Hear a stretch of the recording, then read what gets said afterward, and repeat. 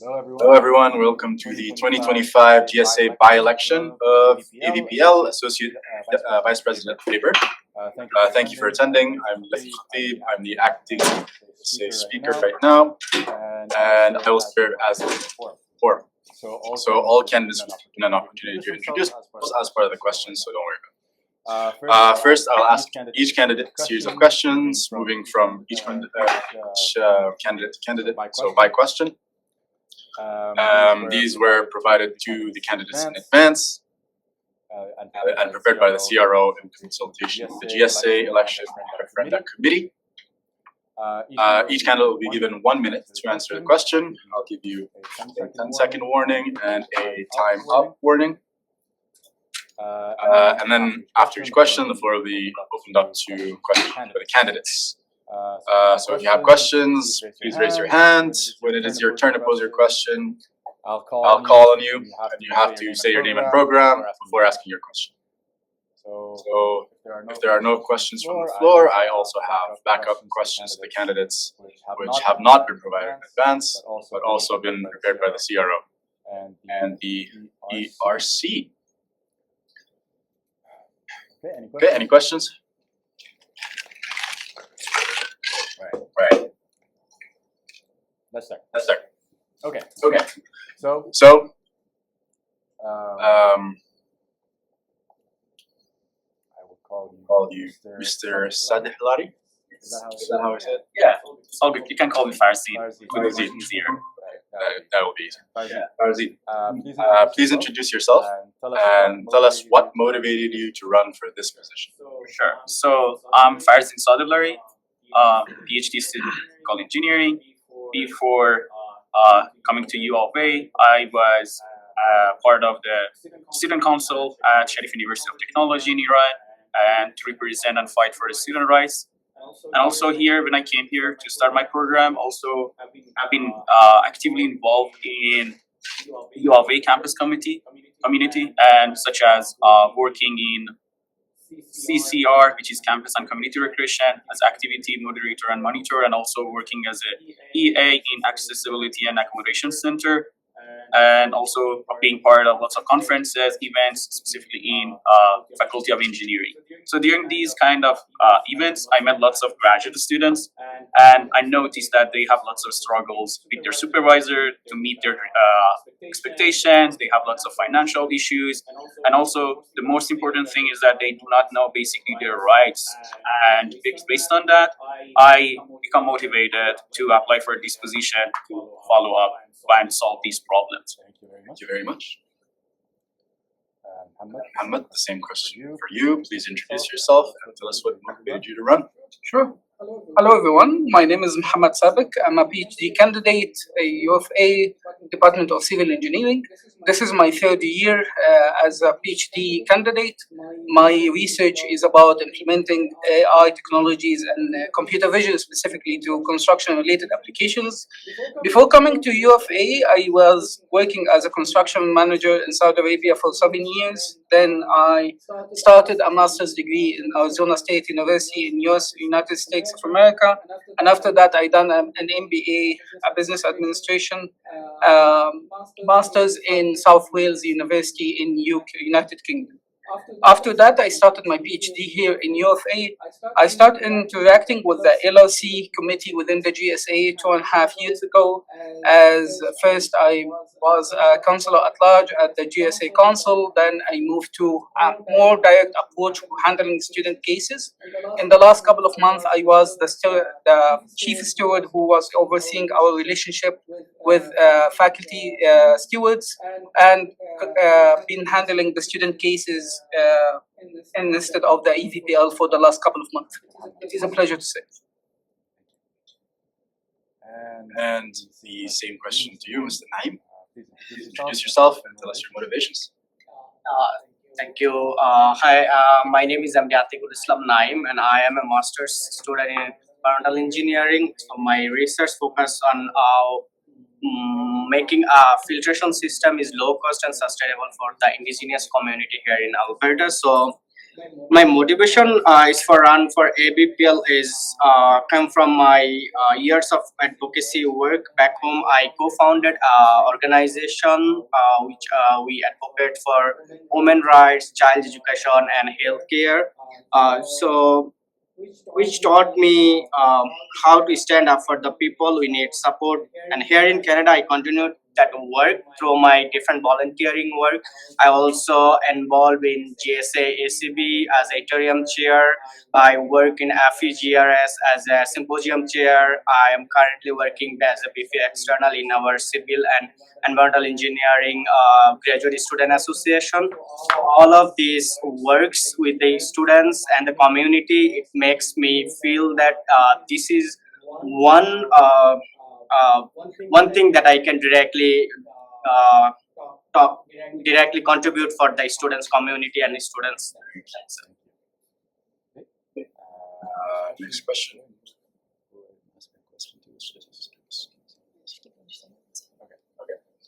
So, for you, next question. Given that the GSA Associate Vice President of Labor is responsible for labor-related matters concerning academically employed graduate students. So this includes collective bargaining, your negotiation years. What do you view as the #1 priority should you be elected? So, according to this question, I personally believe that keep going and making sure that these collective bargaining continues and mainly continues, and also the push and fight for student rights keep going. It's my priority because, as far as I know, the students still doesn't know that much about their rights, and also if we could not consolidate these collective agreement, and specifically with their current situation that the university is reluctant to keep going with this bargaining, I think we have to push from that side. That would be my main priority, and also creating a structure and communication structure that basically helps the student to be aware of the situation and all the negotiation that has been happening on their behalf, to just send and provide some feedbacks to kind of guide the bargaining with the main priority for kind of this job. Ahmed, the same question. Would you like me to repeat it? No, that's okay. I think the #1 priority for me is gonna be creating a safety net for our colleagues. Unfortunately, from what I have seen in the last 2.5 years, and specifically in the last 6 months, I've been dealing in a direct contact with students handling their cases. There is a major issue in the current situation right now. We have been facing people ended up with $200 bi-weekly payments, so they're getting paid $400 a month, which is not any way near paying 50% of any reasonable rent in Edmonton. So unfortunately, we lack that safety net. So my main priority is gonna create that safety net, of course, throughout changes needed desperately in the collective agreement, have sustainable and reflected actual working hours that reflects actual work that is being put by our colleagues. Because right now having that limit of 12 hours is not logical, knowing that 60% of all the work done is already more surpassed that limit. So our approach is gonna have a collective agreement working for students, reasonable and effective. Thank you. The same question for you, Mr. So for me, #1 priority would be strengthening the financial security for the academically employed graduate student. As my previous candidate, he said, making financially secured for the students is more effective to deliver their jobs, their study in the lab and at the university. So the cost of living crisis, especially raising house and food cost, has made financial pressure the biggest challenge facing by the students right now. And my focus will be on our collective agreement. I will ensure that collective agreement works for all of our academically employed students, that pushing to proper financial control, increasing outdated financial limits, and setting fair minimum stipend for MSc students while increasing the PhD's bare minimum limit will be my first and foremost response. Thank you very much. Very much. And Farzin, the next question goes to you. So the graduate student population is a very diverse group of people. It includes students with children, mature students, international students, as well as students from a broad range of disciplines. So please explain how you would represent all voices of this diverse population. You have 1 minute. Sure. So I recognize that we have a wide variety of different students in the university, and they definitely have different needs, different concerns, and you cannot apply a single policy to kind of support all of these groups. And also, I also believe that having just regular meeting in a specific place at a specific time cannot kind of provide any evidence for you to be representative for all of the students. So my plan is that providing a structure and kind of engaging channel such as town halls, surveys, having regular meetings with the student organization that we have and supporting these specific groups, and having a regular meeting with them, and try to identify their concern and try to make decision based on that, because I personally believe that representation means that you have to advocate based on the evidence and direct feedbacks, and not based on your assumption that you need their concern and their needs basically. Much. I'm at the same question. Would you like to repeat it? No, it's okay. I think that for me, I'm coming from a very diverse background. I was born and raised in the Middle East. I spent most of my life living in different countries. I lived in Saudi Arabia, Turkey, Egypt, Jordan, United Arab Emirates, United Kingdom, United States of America, and right now I'm in Canada. So I can say that I was exposed to multiple cultures from multiple people. I have friends across the board from different religions, different ethnicities. I speak multiple languages, and I'm a husband and a father, and I can understand what kind of work and life balance that we have to use as students. I'm an international student in the same time, so I know how it feels. I know how it likes to be an research graduate student, an international one. So I can relate to all of these backgrounds in one way or another, and my approach is gonna be addressing everyone with the same level of importance and concerns.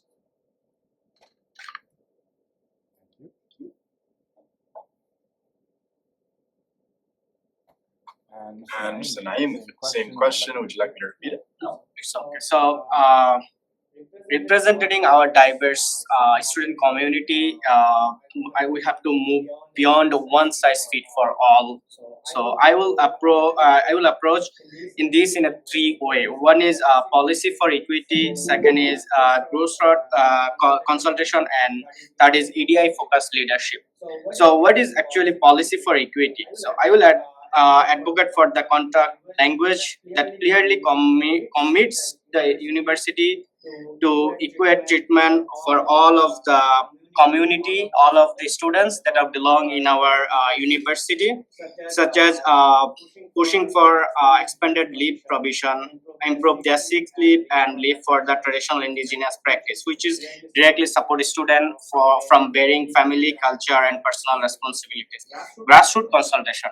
So the grassroots consultation is, I believe I can build a subject matter expert team within the LRC along with the students to host regular town halls and digital consultation sessions with student groups representing diverse communities. So by all these three things, I can make a diverse GSA labor.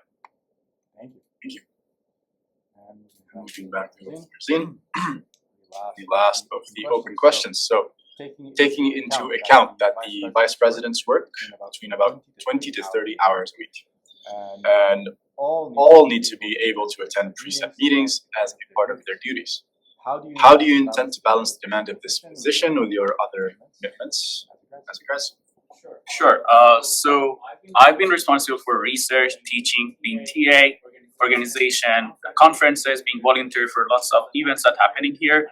And also I have two more roles that I'm doing right now, being as an activity monitor and moderator in CCR, working as an educational assistant in accommodation center. So responsibility and kind of planning has been part of my routine for a long time. So I personally believe, and the thing I'm doing that is doing the weekly planning for myself, making and setting the priorities for myself, and adjusting the timeline based on what is needed, basically.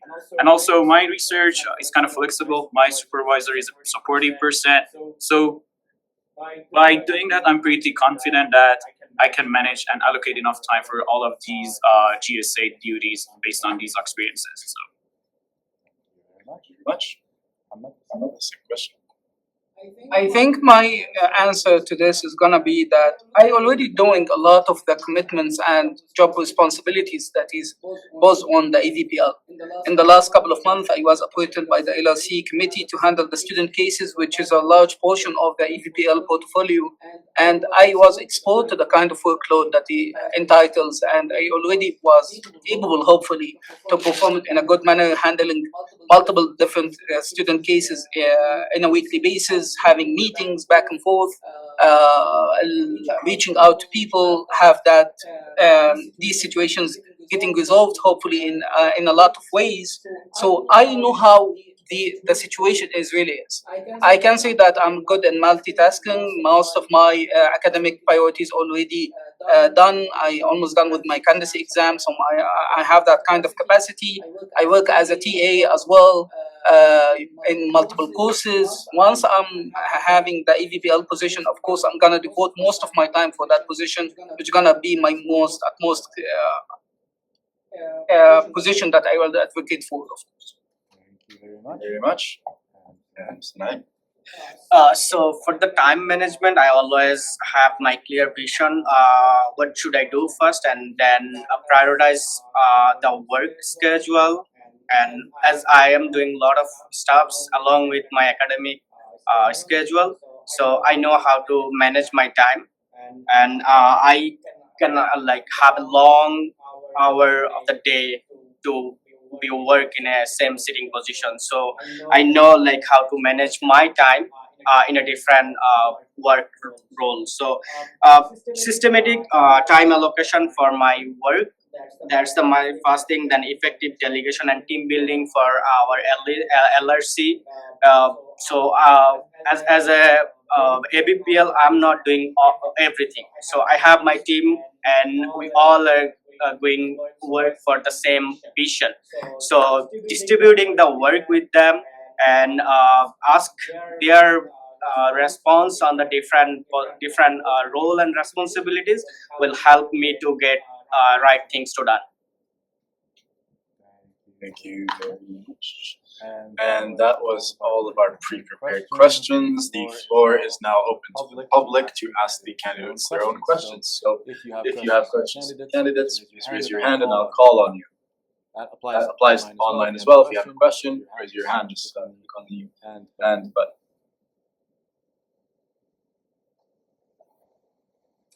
I'll ask it once. If If you're still shy, I'll ask the first question. So, I'll just ask each candidate individually. So, Farzin, how would serving as this in this position contribute to your future goals? So, being part of GSA community, it's very important because the first thing as international students you have to have is to how to communicate with the people who doesn't speak in the same language, and also as an international student making new friends. So GSA, it's a great platform that you can make friends and meet and make having socializing life. So it would be very important for me. And also because main responsibility as a GSA member is to support, is to fight for right for students. That's the thing I really like. So it would be part of the skills that you can learn to manage the project, manage the cases, and manage and handle the cases that is related to the students and clients. So it would be very helpful for your future anyway. And also another side of these kind of GSA position is that you can expand your network. So you met lots of people who can kind of be your network in the future. So that's the thing I believe it would be very helpful for the career in the future as well. I'll just continue asking the same question. So Muhammad, the same question. How would this position affect your future goals? Let's try to keep it to a minute. Sorry, I didn't mention that. No worries. I think my reply to this is I highly believe in justice, and having justice being served to everyone is really important thing for me as an individual. I started advocating for my colleagues early on since my bachelor's year in King Saud University in Saudi Arabia. I was part of the student committee there. Then, when I done my master's in Arizona State University, I created the first international students club there. It's called the Egyptian Sun Devils. We still have that institution there, serving hundreds of people there, getting them the kind of support that they need as international students who just came to the United States of America in Arizona State University. And here in the UFA, I'm still continuing the same path that I would like to advocate for my colleagues, students, to have a justice working environment, having a justice paying our rates. It's really important for me as an individual, and it's gonna help me in the future to evolve as a human being further. And I think all of us need some kind of mission in life, and I think this is a good goal to have. Thank you very much. Very much. So now, same question. So can you just ask? Yeah. So how would serving as a GSA AVPL contribute to your future goals? So yeah, so AVPL is all for fight for the right things, the policy making for the students, work for the students. So it's really helpful for me as an engineer how I can grow, fight my rights, fight for my colleagues. How can I manage my time effectively? How can I work for others? So as I already discussed or already said that I am working for a different organization in different capacity and different role.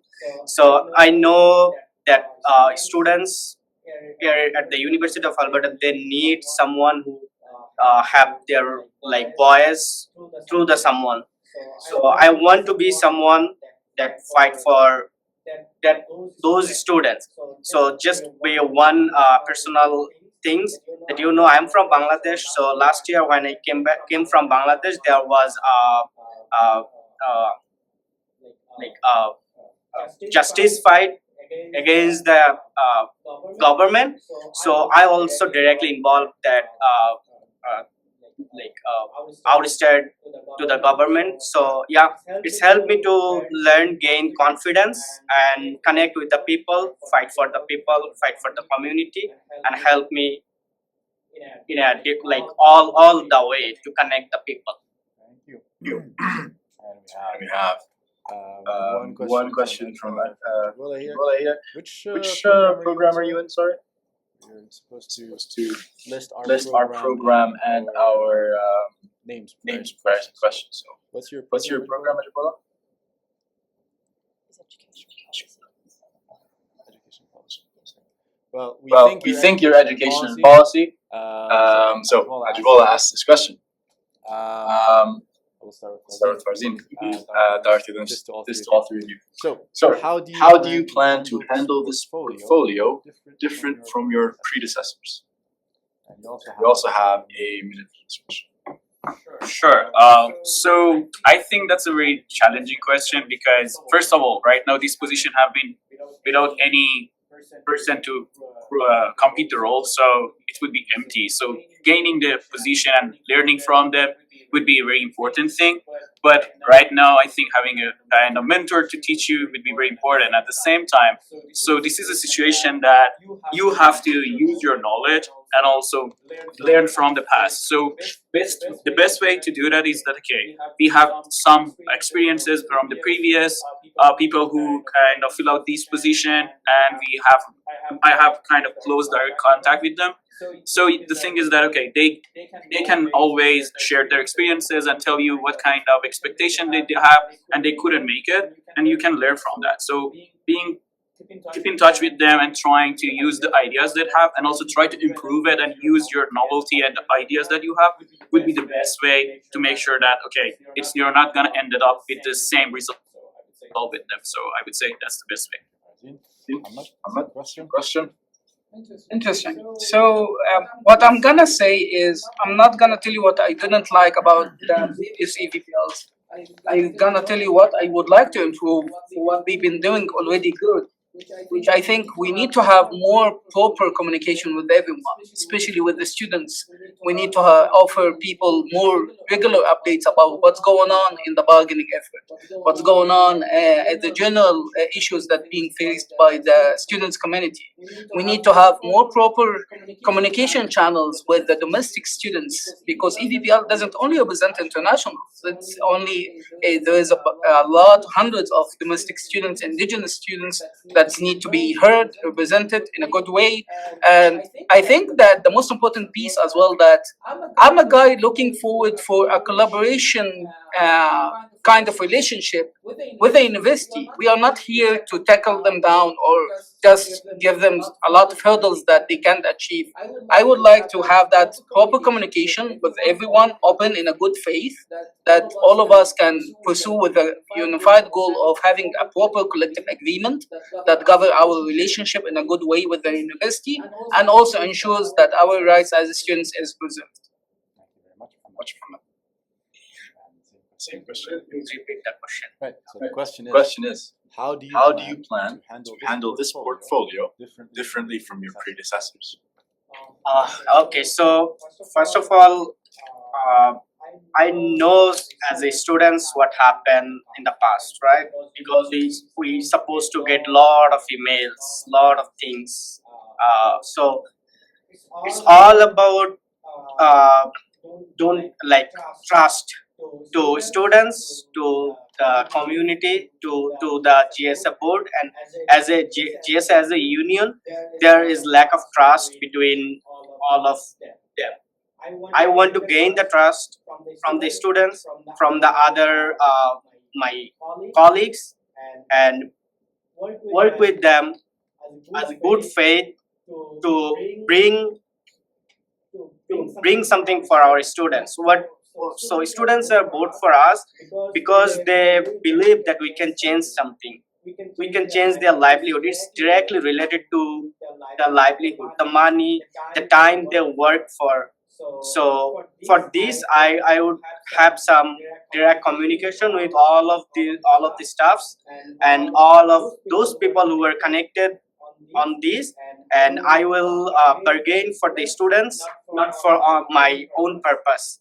I as a AVPL, I'm not the person.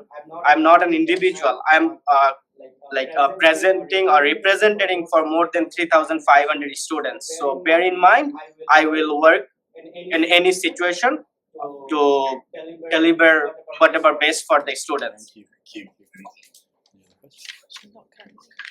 Questions Questions in in the the room? room? All right. So I have a second question to you guys. We'll start with Francine again. You also have a minute to answer this question. So, given that there are different priorities within this portfolio, how would you approach a contentious issue with the university administration while still maintaining a positive working relationship? So working in a car situation has always been difficult. So because, for example, you can get some bad and negative answers and feedbacks from someone, and at the same time you have lots of responsibilities. So it's a practice for everyone, and everyone should be able to handle the situation.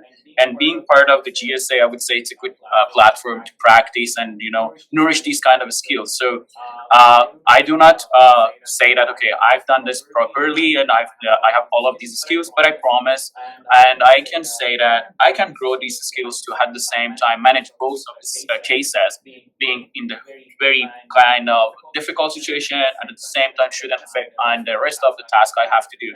And that's the thing we're doing as graduate student in our life. So as experimentalist, I've always done some experiments, and also at the same time I expect to have good results to keep going with my research. But it's not the case. You have to repeat. You have to kind of fight with this situation all the time and make sure that you're on a right track, because persistence is something that gives you the good result that you're looking for. I would say applying the same mindset in this situation would be also very helpful. So I would try to use the same thing. I'm not the same question. Would you like it repeated? No, I think I'm okay. Again, it's the word of communication. Having a proper communication channels with the university is super important. And I think the most important thing is we need to put ourselves in the background and understand where this coming from. And if it is the student from the student perspective or the university perspective, and understand each one perspective, give us the ability to facilitate that kind of resolution. I don't think in any given day that the university would like to hurt anyone or to be in an offensive position against any student. Actually, this institution is built up for to serving people, especially students, to be the best researchers, the best student they can be, and we need to deliver that mission that enables people to be empowered. And again, to be able to achieve that, we need communication and a good faith to work with everyone, hear everyone's story. And we have already a bunch of bylaws and regulations that, if it is being implemented in a good faith and a good manner, gonna solve a lot of issues. And 99% of all the issues that I can see is happening because of lack of proper communication back and forth between the two individuals. Thank you very much. So Naeem, same question. Would you like to repeat it? No, I'm okay. Yeah, so I believe university and the GSA as a labor union are not different. We are always two different side of a table, but it's a common table, right? So we university want to work for students, and as a labor, we just ensure that our student voice heard, the proper requirements are on the table. So it's not about we are fighting with the university, it's about collaborating with the university. So in anything happen, it's not about we are fighting each another. Whatever happen, we are finding a common, we have to find a common goal for the sake of the university, for the sake of the GSA labor, for sake of the students. So the communication is actually made everything easy. So if GSA as a labor union are working with the university, so we will be in the good faith with the university to discuss what actually needs. So if we have proper data, proper number, proper policy regarding this, so university should accept all of these things. So we have to just approach in a good way that our data is talking for us, our policy is talking for us, and we actually give our voice to them. Yeah. Thank Thank you. And if there If are there no are no questions, questions, I have one last question here. Looks like there's none. So my final final question. What What experiences to date prepare prepare you to take on this role? We'll start with you again, President. So I think I previously also answered the same thing. So I was working in the student council at Sharif University of not Sharif University, Technology at Iran, and there also was the same kind of organization who fights for student rights, and I was part of kind of this committee working and having lots of meetings with the university board and also with the student, try to communicate, identify their concerns and all the things that makes them kind of worried, and also try to fight for the financial situation that we had back in Iran. And coming to University of Alberta, as I said, I wanted to get engaged with the university more and more because as an international student, when I came here, I didn't know anyone.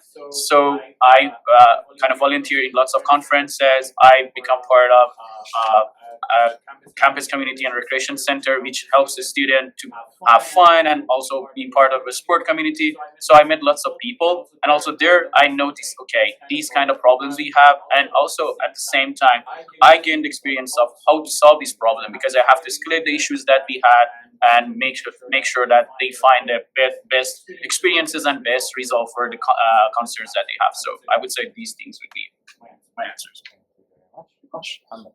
Same question. I think the most important thing is that I've been already working and handling student cases for the last couple of months.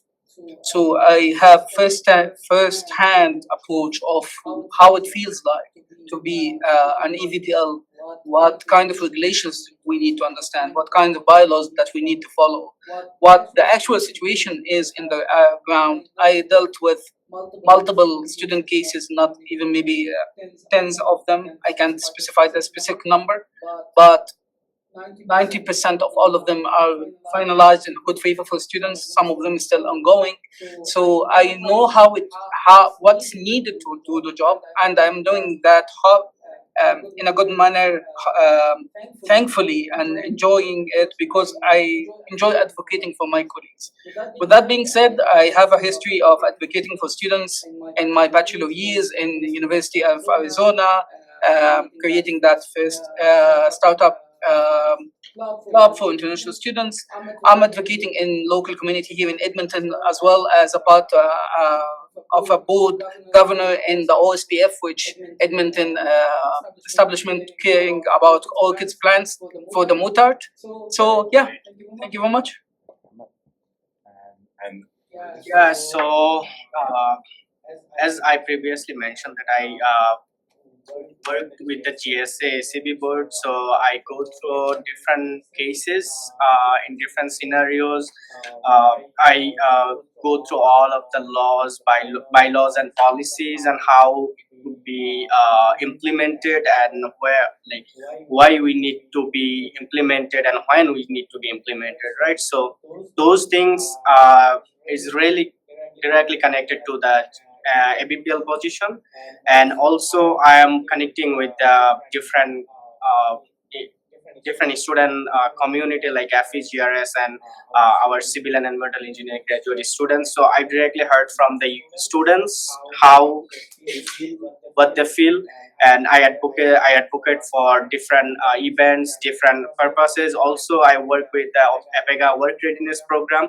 So I advocacy for the EAT and the students, how they have APEGA have 8 different competencies. So how should students go for this different competency with their events and workshops to feel fulfilled and made a good life after academy. So yeah, I think I am fit for this position, and thank you.